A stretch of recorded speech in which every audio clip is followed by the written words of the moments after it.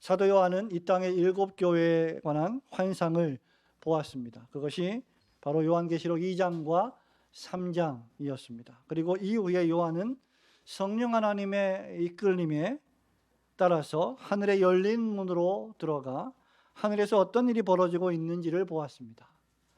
요한계시록 4장 1절과 5절에서 사도 요한은 높이 들린 보좌에 앉으신 하나님을 보았고, 6절부터 11절에서는 네 생물과 24장로들이 보좌에 앉으신 하나님을 찬양하는 놀라운 하늘에서의 천상 예배의 모습을 보았습니다.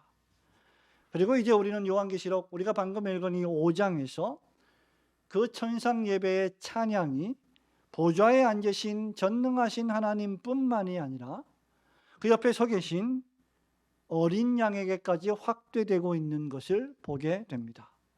13절에 따르면 요한은 모든 피조물들이 보좌에 앉으신 이와 어린 양에게 찬송과 존귀와 영광과 권능을 세세토록 돌리는 모습을 보았습니다. 11절에 따르면 만만이요 천천인 천사들이, 이루 셀 수 없는 수많은 천사들이 어린 양을 찬송하는 모습을 보았습니다. 그리고 8절에 따르면 여전히 네 생물과 24장로들이 어린 양 앞에 엎드려 찬양하는 모습을 목격했습니다. 여러분, 이 세 구절의 말씀을 통해 볼 때 실로 어린 양은 보좌에 앉으신 전능하신 하나님과 더불어 모든 천사들과 모든 성도들과 모든 피조물들의 찬양을 받기에 마땅하시고 합당하신 분이심을 알 수 있습니다. 오늘도 우리는 예배를 드릴 때 찬양했습니다. 거룩 거룩 거룩 전능하신 주님을 목소리 높여서 찬양했습니다. 우리 찬양대가 나의 피난처 예수 사랑해요 라고 고백했습니다. 찬양이란 성도의 의무일 뿐만 아니라 특권입니다. 성도의 의무이자 특권이라고 하는 것은 이 찬양을 결코 아무나 함부로 부를 수 없다는 것이죠. 부르고 싶어도 부를 수 없는 것이 바로 성도들의 찬양입니다. 왜냐하면 이 찬양이란 그 영혼이 성령님의 역사하심으로 변화된 사람들만이 부를 수 있는 특권이기 때문입니다. 그들의 교회당 모습이 다르고 예배 형식이 다르고 설교의 내용이 다르다 할지라도 전 세계 교회, 또 한국 교회, 이 한국에 흩어져 있는 수많은 교회들의 공통된 특징이 있다면 어디를 가든지 그리스도인들은 하나님을 찬양하는 사람들이라는 사실입니다. 찬양은 비단 그래서 노래를 잘 부르는 성악가들만의 전유물이 아닙니다. 성악가가 아니더라도 노래를 매우 잘 부르는 사람들이 있는데 그들이 노래를 잘 부른다고 해서 찬양을 잘 부르는 것은 결코 아닙니다. 그리고 또 음악적으로 노래를 잘 부르지 못하는 사람들이라 할지라도 찬양을 못 부르는 것이 결코 아닙니다. 하나님을 향한 찬양은 변화된 마음으로부터 흘러나오는 영혼의 노래이기 때문입니다. 그러므로 중생받지 못하면 결코 찬양할 수 없고, 지금 요한계시록 4장과 5장의 이 천상 예배의 찬양을 결코 그들은 이해할 수 없을 것입니다. 우리가 읽은 하나님의 말씀은 찬양과 존귀와 영광과 권능을 여호와 하나님뿐만 아니라 이제 어린 양에게까지 확대하는 것으로 보아서 이 어린 양 역시 우리의 찬양과 경배를 받으셔야 할 하나님이심을 우리에게 잘 보여주고 있습니다. 우리 그리스도인들이 종종 저지르는 잘못된 생각 가운데 하나가 우리의 예배와 찬양과 경배와 기도는 하나님 아버지만 받으시고 우리는 예수님의 이름으로 기도하고 성령님의 도우심으로 예배한다 생각하지만 사실 성부와 성자와 성령 하나님 모두는 우리의 예배와 찬양과 기도를 받으셔야 할 분이십니다. 그렇다면 왜 우리는 어린 양을 찬양하고 경배해야 할까? 우리는 오늘도 예배를 드리면서 찬양으로 하나님께 영광을 돌립니다. 우리의 어린 양을 향한 찬양의 이유는 무엇일까? 우선 첫 번째로 이 어린 양만이, 이 어린 양이신 예수 그리스도께서만이 하나님의 오른손에 있는 두루마리를 취하시고 펴시고 그 인을 떼실 수 있기 때문입니다. 여러분 1절, 2절, 3절 말씀만 우리 읽어볼까요? 내가 보매 시작. 내가 보매 보좌에 앉으신 이의 오른손에 두루마리가 있으니 안팎으로 썩고 일곱 인으로 봉하였더라. 또 보매 힘 있는 천사가 큰 음성으로 외치기를 누가 그 두루마리를 펴며 그 인을 떼기에 합당하냐 하나 하늘 위에나 땅 위에나 땅 아래에 능히 그 두루마리를 펴거나 보거나 할 자가 없더라. 아멘. 어떤 의미에서 우선 기독교라는 종교는 책들의 종교라고 할 수 있을 것입니다. 요한계시록 20장, 우리가 이제 한참 후에 또 20장을 살펴보겠습니다만은 20장 11절과 12절에 따르면 여러분 소위 백보자 심판이라는 내용이 기록되어 있는 말씀인데, 하나님께서 크고 흰 보좌에 앉아 계시고 그 앞에 죽은 자들이나 큰 자나 작은 자나 죽은 자들이 그 보좌 앞에 서 있는데 그 앞에 책들이 펴 있다, 복수로 책들이 펴 있다 하고 했습니다. 여러분 모세는 출애굽기 32장 32절에서 우리 성도들의 이름들이 기록된 책이 있다고 했습니다. 그리고 방금 인용한 요한계시록 20장 12절에는 생명책이라는 또 다른 책이 펼쳐져 있는데 그 생명책에는 바로 죽은 자들의 행적이, 행실이, 행동이, 말과 행동이 전부 기록된 책들로서 그 책들에 기록된 대로 심판을 받게 될 것이라고 했습니다. 그런데 지금 요한계시록 5장에 보면 보좌에 앉으신 이의 오른손에 두루마리가 들려져 있습니다. 전능하신 하나님의 손 오른손에, 그 권능의 손에 두루마리라고 하는 책이 들려져 있는 것이죠. 근데 이 책에는 안팎으로 글씨가 쓰여져 있고 그리고 일곱 인으로 도장을 찍어서 봉해져 있다라고 했습니다. 사도 요한의 시대에는 두루마리로 기록된 책들이 많았습니다. 보통 이 시대에는 파피루스나 양피지로 글을 쓰고 책을 만들었습니다. 파피루스는 여러분 잘 아시는 것처럼 식물로 만든 종이이며 양피지는 양의 가죽으로 만든 종이였습니다. 고대 문서들은 이런 종이에 중요한 내용들을 기록하고 인으로 봉합니다.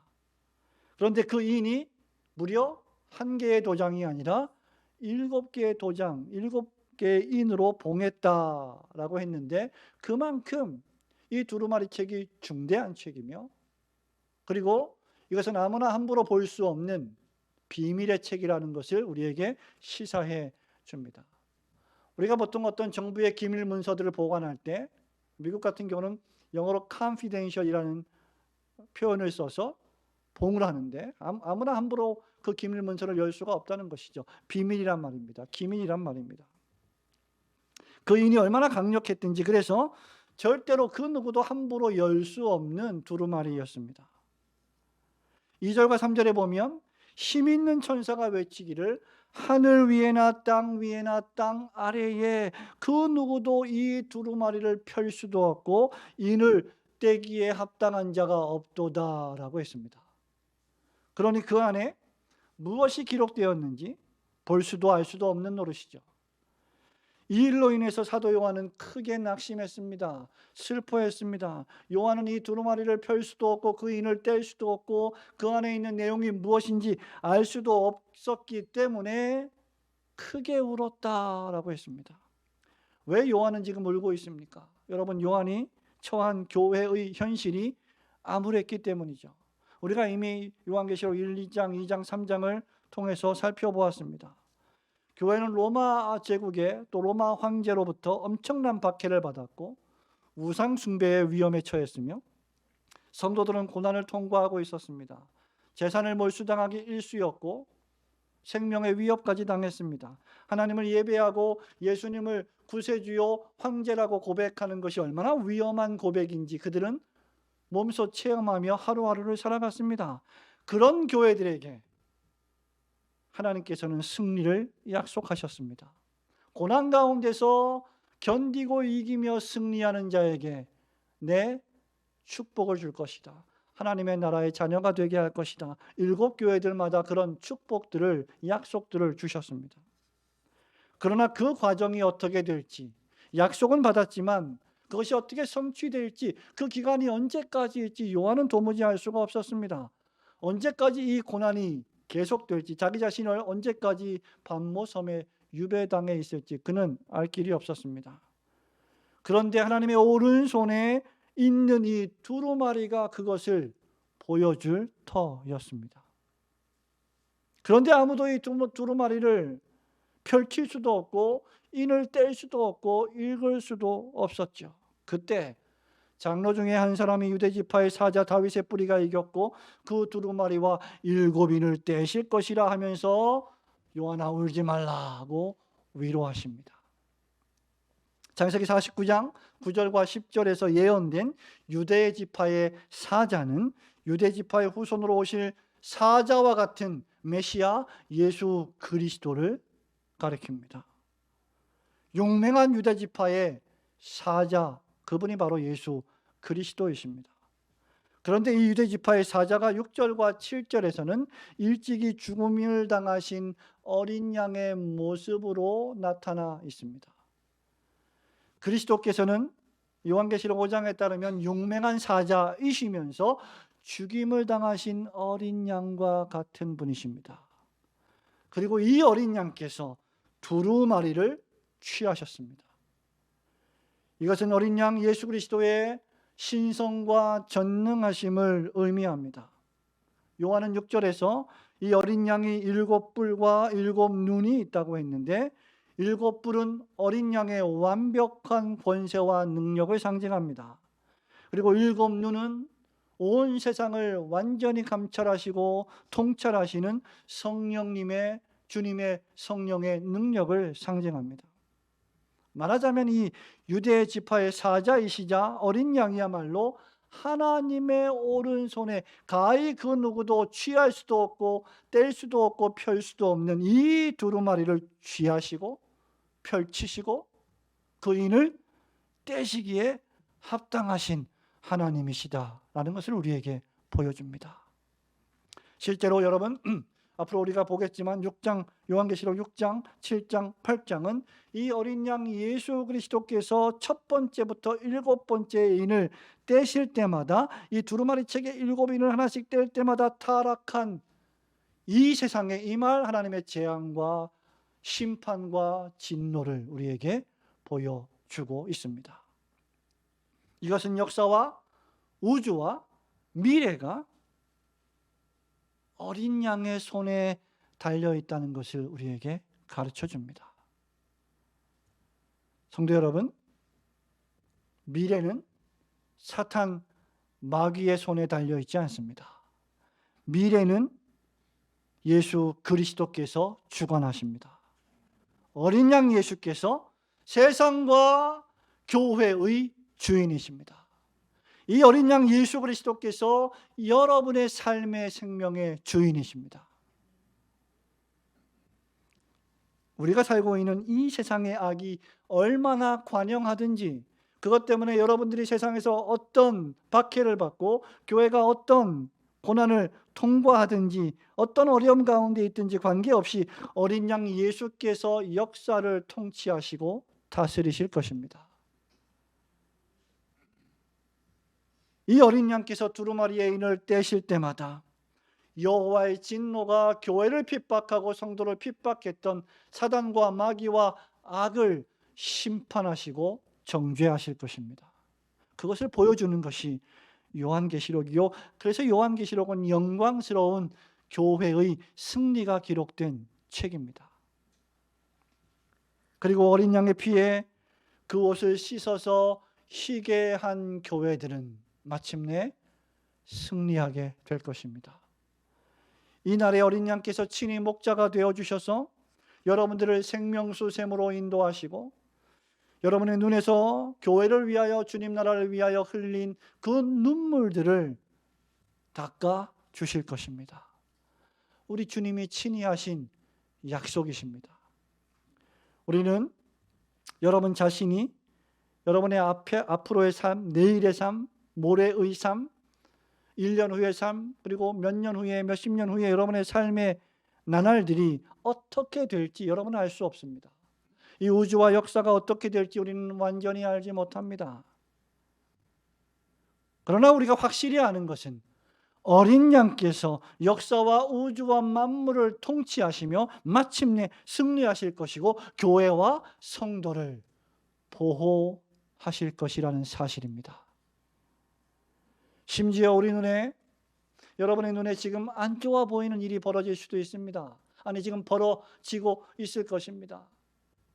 여러분의 눈에 가혹해 보이는, 납득이 되지 않는, 불행해 보이는 일들까지조차 모두 다 하나님은 당신의 자녀들과 교회의 유익과 선을 위하여 그 아픔들을 바꾸어 주실 것입니다. 그러므로 역사의 두루마리에 인을 떼시기에 합당하신 이 어린 양, 구주 예수 그리스도의 보좌 앞에서 여러분 무릎을 꿇으시고 엎드리시고 그 어린 양 앞에 경배와 찬양을 올려드리시는 성도들이 되시기를 주님의 이름으로 축원합니다.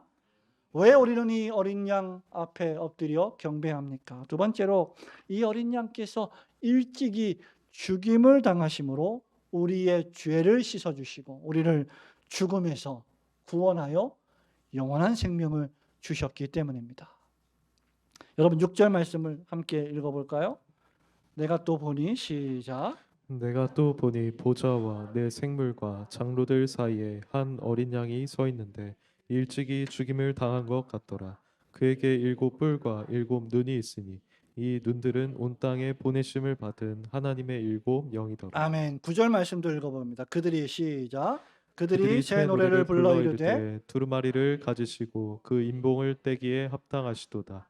일찍이 죽임을 당하사 각 족속과 방언과 백성과 나라 가운데에서 사람들을 피로 사서 하나님께 드리시고 그들로 우리 하나님 앞에서 나라와 제사장들을 삼으셨으니 그들이 땅에서 왕노릇 하리로다. 이렇게 기록하고 있습니다. 하나님은 우리를, 여러분을 예배하는 존재로 지으셨습니다. 우리가 이미 공부한 바 있는 소요리문답 제1번은 사람의 제일 되는 목적이 무엇입니까? 묻고 답을 하기를 사람의 제일 되는 목적은 하나님을 영화롭게 하고 그를 영원토록 즐거워하는 것입니다 라고 답했습니다. 이것은 하나님을 찬양하는 일과 관계됩니다. 하나님이 언제 가장 큰 영광을 받으실까? 성도들이 하나님을 찬양할 때 하나님이 영광을 받으시죠. 성도의 전 인생이 하나님을 찬양하는 인생이어야 합니다. 실제로 여러분 그렇지 않습니까? 여러분이 모태신앙자들이라고 한다면 여러분을 잉태한 어머니가, 부모님이 여러분을 복중에 가지며 하나님을 찬양하며 교회를 나와 예배드립니다. 여러분은 복중에서도 하나님을 예배하며 태어나기 전부터 하나님을 찬양했습니다. 그리고 살다가 하나님을 찬양하고 죽어서도 우리는 하나님을 찬양합니다. 장례식에서도 찬양이 울려 퍼질 것이고, 그리고 주님이 재림하시는 부활의 날에도 우리가 다 부활하여 하나님의 나라에서 또 영원토록 하나님을 찬양할 것입니다. 실로 우리의 전 인생이 하나님을 찬양하는 인생입니다. 그런데 더 나아가 하나님께서 우리를 구속하셨기 때문에 성도는 마땅히 하나님을 예배하고 찬양합니다. 그리고 오늘 요한계시록 5장의 예배는 어린 양이신 예수 그리스도께 집중되어 있습니다. 이유는 9절에 보니까 예수 그리스도께서 자기 피로 그 다음 우리를 사서, 우리를 구매해서 사서, 그 노골적인 표현으로 하자면 피값을 제공해서, 피로 값을 제공해서 우리를 사셨다는 겁니다. 우리를 소유하셨다는 말이죠. 그리고 그 우리를 하나님께 드리셨다고 했습니다. 여러분 요한계시록 1장 5절에 보면 하나님께서 우리를 사랑하사 예수 그리스도의 피로 우리 죄에서 우리를 해방하셨다라고 기록한 바 있습니다. 유대 지파의 무시무시한 사자, 용맹스러운 사자로 이 세상에 오셔서 사단과 마귀와 악과 죽음을 정복하실 그리스도 예수께서 그 정복의 방식이 전쟁이 아니라 십자가 죽음이셨다는 사실입니다. 그래서 6절에 보니까 일찍 죽임을 당한 것 같은 어린 양이다라고 했습니다. 사실 여기 일찍 죽임을 당한 것 같더라, 이 표현은 좀 아쉬운 번역입니다. 여기 같더라는 원어를 보면 일찍 죽임을 당하신 분으로서 자격을 뜻하고 있습니다. 어린 양 예수 그리스도는 죽지 않으셨는데 마치 죽으신 것 같으신 분이 아니라 실제로 역사 속에서 죽으신 분으로서, 죽임을 당하신 분으로서 지금 하나님 보좌 우편에 서 계시며 두루마리의 인을 떼시기에 합당하신 분이시다라는 말입니다. 예수 그리스도는 지금 하나님 보좌 우편에 하나님과 내 생물과 24 장로들 사이에 서 계시지만 여전히 언제든지 죽임을 당하신 어린 양으로 남아 계십니다. 비록 우리 주님이 부활하신 육신을 가지고 천국에 계시지만 그 모습은 죽임을 당하신 어린 양의 모습이십니다. 그렇게 하나님과 모든 성도들의 대표로 상징되는 24 장로들 사이에 서 계신 죽임을 당하신 어린 양은 영원한 성도의 중보자이시요 구세주가 되십니다. 우리가 구원받을 수 있는 유일한 길은 바로 이 어린 양 예수 그리스도께서 날 위하여, 우리를 위하여 일찍이 죽임을 당하셨기 때문입니다. 여러분이 스스로 할 수도 없고 또 여러분 대신에 다른 사람이 할 수도 없고 온 세상이 다 달라붙어도 여러분을 죽음에서 다시 살려낼 수 없는 일을 예수 그리스도께서는 당신의 피로 해내셨습니다. 이 어린 양 예수 그리스도께서 각 족속과 방언과 백성과 나라 가운데서 사람들을 피로 사서 하나님께 드리셨다라고 했습니다. 피로 샀다라는 말씀은 구속하셨다라는 뜻이죠. 예수께서 자기의 피로 우리가 받아야 할 죄의 삭과 형벌을 치르시고 당하심으로 우리를 죄와 죽음과 영원한 진노와 형벌 가운데서 구출해내셨다라는 뜻입니다. 이런 의미에서 예수님은 여러분을 사신 대속자이십니다. 여러분의 대속물이십니다. 예수님 자신도 마태복음 20장 28절에서 이렇게 말씀하셨죠. 인자가 온 것은 섬김을 받으려 하심이 아니요 도리어 섬기려 하고 자기 목숨을 그다음 많은 사람의 대속물로 주려 함이로다. 그러므로 누구든지 이 예수 그리스도께서 자기 피로 나 자신을 구속하셔서 하나님께 드리셨음을 굳게 믿고 죄를 회개하고 믿음으로 주님 앞에 나아간다면 그는 구원을 얻을 것입니다. 그리고 그는 대속물로 오신 어린 양 예수 그리스도의 구원을 구원받은 자로서 날마다 찬양하지 않을 수 없을 것입니다. 그러므로 찬양은 구원받은 신자의 자연스러운 반응이요 특권입니다. 하나님은 죄의 회개와 구세주에 대한 믿음으로 하나님께 나아오는 자들을 기쁘게 받아들이실 것이고 영접하실 것이고 그들을 하나님의 나라인 천국에 들이시며 천국 백성으로 삼아 주실 것입니다. 여러분, 구원과 영생이란 그래서 여러분이 교회를 얼마나 오래 다녔는지에 좌우되지 않습니다. 여러분이 얼마나 교회를 위하여 봉사했는지, 봉사를 얼마나 열심히 했는지에 달린 일도 아닙니다. 그 모든 일들은 물론 너무나 중요합니다. 그러나 죄를 회개하지 않으면, 예수님을 영접하지 않으면 심판을 받을 것입니다. 자신이 죄인임을 인정하고 죄를 회개하고 구원의 공로는 오직 어린 양 예수 그리스도 뿐이심을 굳게 믿고 영접하는 자들만이 하나님께서 그 앞에서 나라와 제사장들을 삼으며 이 땅에서 그리스도와 함께 왕노릇하게 하실 것입니다.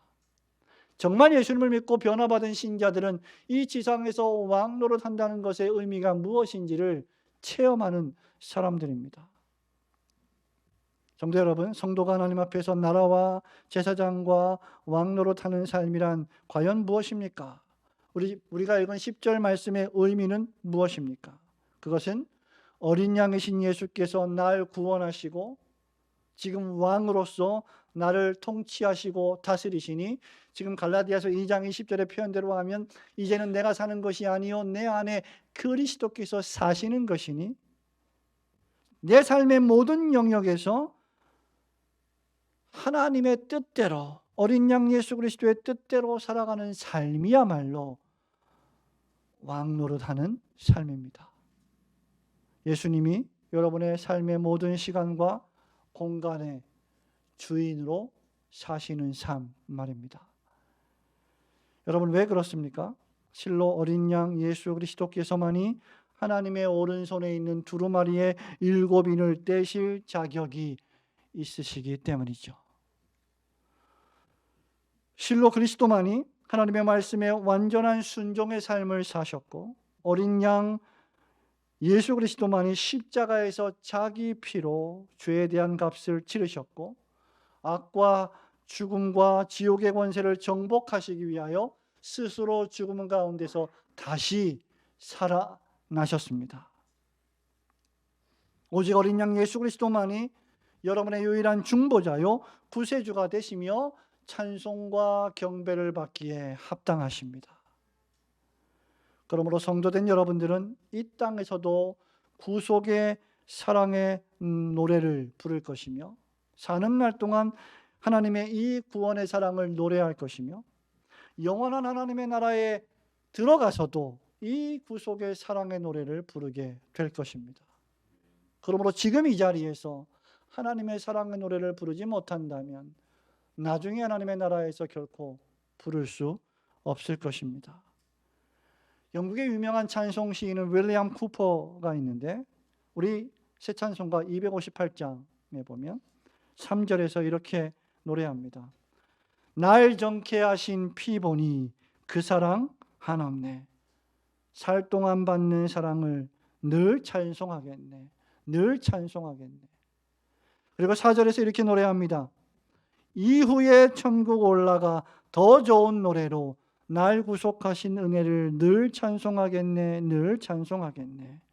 늘 찬송하겠네. 날 구속하신 은혜를 늘 찬송하겠네.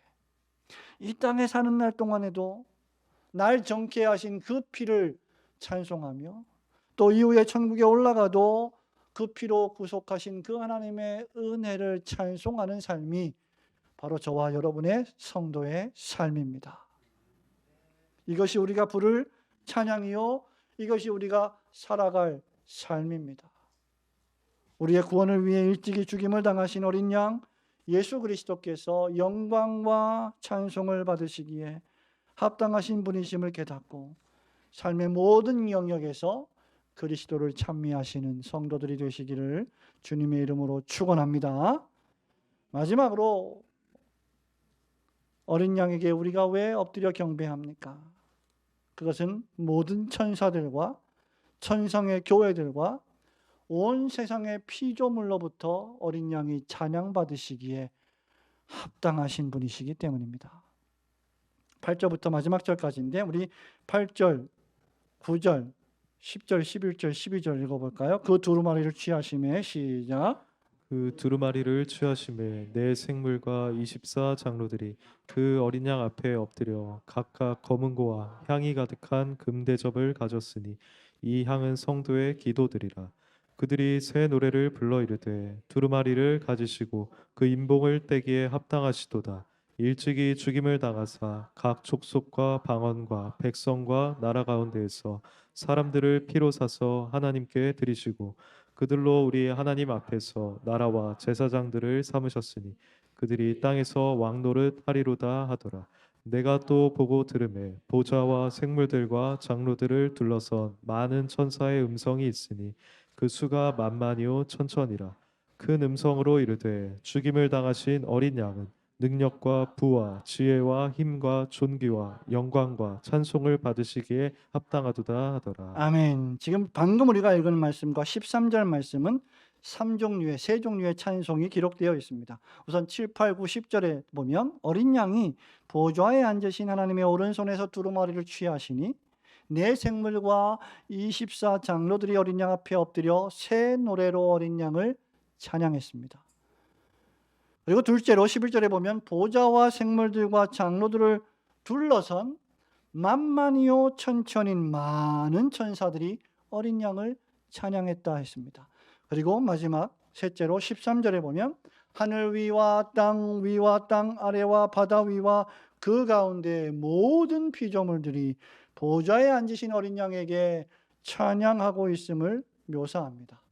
한마디로 어린 양 예수 그리스도는 실로 찬양을 받으시기에, 경배를 받으시기에 합당하십니다. 실로 어린 양은 모든 천상의 성도들과 천사들과 피조물들의 찬양을 받기에 합당하신 주님이시다. 그들의 찬양의 내용이 무엇입니까? 우선 네 생물과 24장로들은 어린 양의 능력을 찬양했습니다. 슬피 울며 낙심하고 있는 요한에게 울지 말라 말했던 이유는 그 누구도 뗄 수 없는 두루마리의 인을 뗄 능력이 이 어린 양에게 있으셨기 때문입니다. 그러므로 성도는 울 일이 없습니다. 울 필요가 없습니다. 울어도 울음을 그쳐야 합니다. 그들은 어린 양의 구속의 은총을 찬양했습니다. 그리고 성도들의 눈물 어린 기도들을 들으시고 응답하시는 어린 양을 찬양했습니다. 마침내 기도를 들으시고 응답하시고 교회와 성도들에게 승리를 주실 어린 양을 노래했습니다. 8절을 보면 24장로들은 어린 양 앞에 엎드려 향이 가득한 금 대접을 가졌다고 했는데 이 향은 성도의 기도들이라 했습니다. 고난받는 성도들이 주님 앞에 이 땅에서 어린 양께서 공의를 행하시기를 간청하는 그 금대접에 담긴 성도들의 기도를 우리 어린 양이 들으시고 모른 척 하시지 않으신다는 말입니다. 그래서 우리가 종종 기도할 때 우리의 기도를 금향로에 담아 금대접에 담아 우리 주님이 흠양하옵소서라고 보통 우리가 종종 기도하는 경우가 있죠. 마침내 성도들을 나라와 제사장을 삼으시고 왕 노릇하게 하시는 분으로서의 어린 양을 찬양했습니다. 일찍이 죽임을 당하신 어린 양은 그 죽음으로 모든 신자들을 하나님의 제사장이 되게 하셨고 왕 노릇하게 하셨습니다. 이것이 우리가 노래할 이유입니다. 두 번째로 하늘의 천군 천사들의 찬양의 내용은 죽임을 당하신 어린 양께서 능력과 부와 지혜와 힘과 존귀와 영광과 찬송을 받으시기에 합당하심을 찬양했습니다. 천사들의 7중 찬양이죠. 여러분, 선한 천사들의 주 임무는 하나님을 찬양하는 것입니다.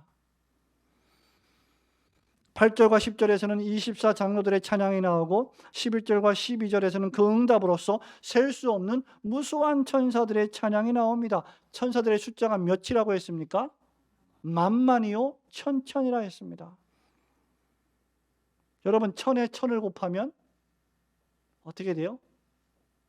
수학에 약해서 잘 모르겠습니다만 100만입니다. 100만. 만에 만을 곱하면 어떻게 빨리 하십니까? 억입니다. 1억입니다. 1억. 요즘 뭐 1억이 뭐 돈도 아니지만 1억 명 생각하면 얼마나 큰 숫자입니까? 예수님께서 잡히시던 날 밤에 베드로가 칼을 빼서 예수님을 잡으러 온 대제사장의 한 종의 귀, 말고라고 하는 종의 귀를 쳐서 떨어뜨렸습니다. 그때 우리 예수님이 칼을 지닌 자는 칼로 망한다 하시면서 마태복음 26장 53절에서 이렇게 말씀하십니다. 너는 내가 지금 내 아버지께 구하여 12군단 더 되는 천사를 명하여 내게 불러오게 보내시게 할 수 없는 줄로 아느냐라고 책망하셨죠. 7만 2천 명의 천사들을 예수님이 부르실 수 있다는 뜻입니다. 히브리서 12장 22절에서도 하늘에 1000만 천사가 있다고 했습니다.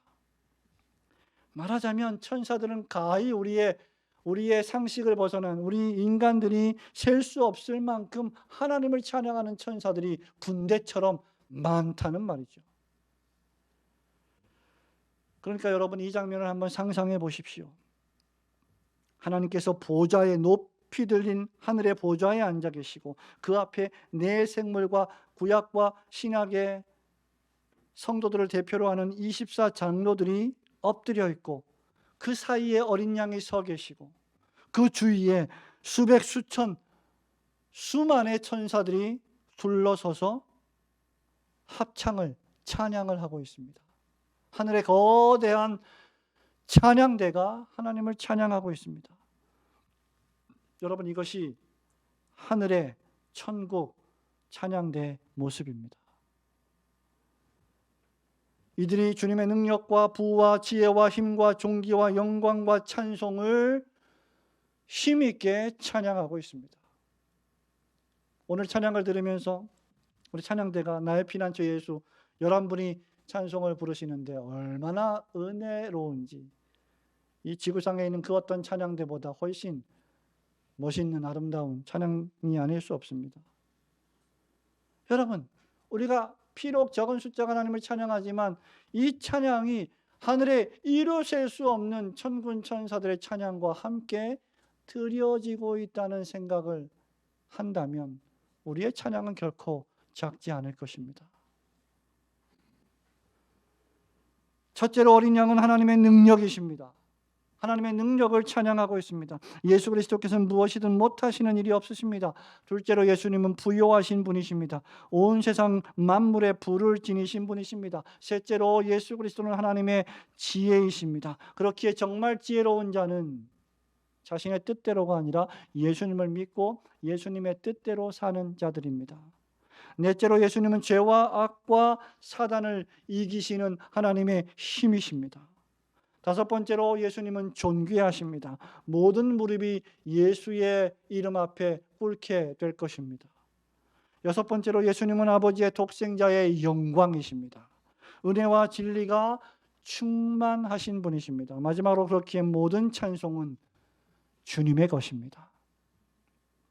예수님을 믿음으로 말미암아 전혀 가치 없던 우리 인생들이 가장 무한한 가치를 지닌 하나님의 자녀가 되었습니다. 그러니 어찌 우리가 찬송하지 않을 수 있겠습니까? 이제 마지막으로 요한은 13절에서 모든 피조물들이 어린 양을 찬양한다고 묘사합니다. 여기 하늘 위, 땅 위, 땅 아래, 바다 위, 그리고 그 가운데 있는 모든 피조물은 하나님이 창조하신 만물을 가리킵니다. 비록 천사도 아니고 사람도 아니지만 피조물은 피조물의 수준에 맞게 하나님을 찬양하고 있습니다. 온 자연 만물이 마치 입이 있는 것처럼 의인화하여 하나님을 찬양한다는 것이죠. 여러분, 시편 19편 1절 2절에서 시인 다윗은 하나님이 창조하신 하늘이 하나님의 영광을 선포하고 궁창이 그 손으로 하신 일을 나타내는도다라고 노래했습니다. 시인 다윗이 목동 시절에 그 들에서 밝히 빛나는 그 별빛을 보면서 하늘이 하나님의 영광을 선포한다 노래했던 것입니다. 자연 만물이 그 존재 자체로 하나님의 존귀와 영광과 권능을 찬양하는 것입니다. 그런데 인간의 죄와 타락으로 말미암아 모든 피조물이 마땅히 하나님의 영광을 찬양하지 못하고 허무한 데 굴복하며 탄식하게 되었습니다. 바울은 로마서 8장 21절 22절에서 이것을 이렇게 기록합니다.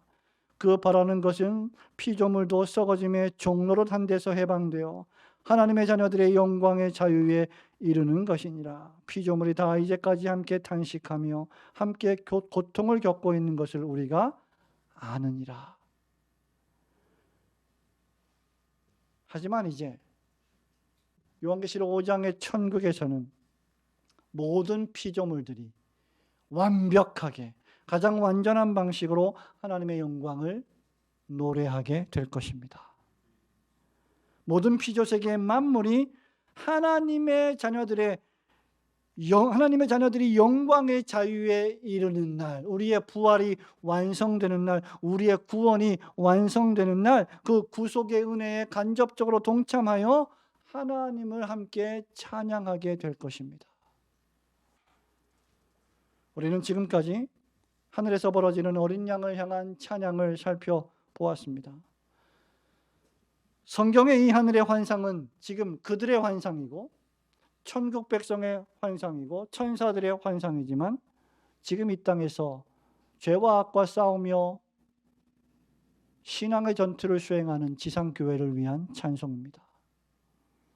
지금 하늘에서 찬양을 올려드리는 자들은 내 생물과 24장로들과 만만천천의 천사들이고 피조물들이지만 지금 이 세상에서 예수 그리스도께 올려드려야 할, 예수께서 피로 값주고 사신 저와 여러분들의 찬송이어야 합니다.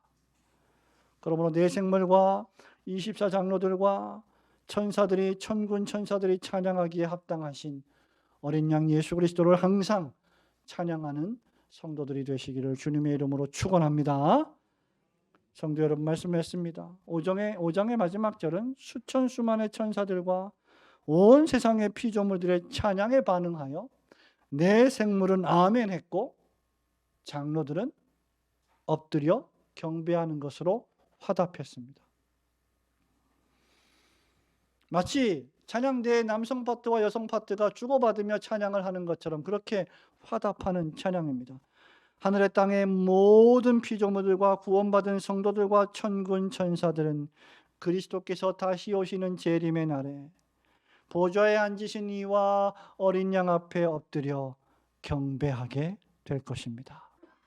우리 이 땅의 지상교회 예배와 찬양이 이제 마지막 날의 천상교회 예배와 찬양과 합하여 완전한 하모니를 이루게 될 것입니다.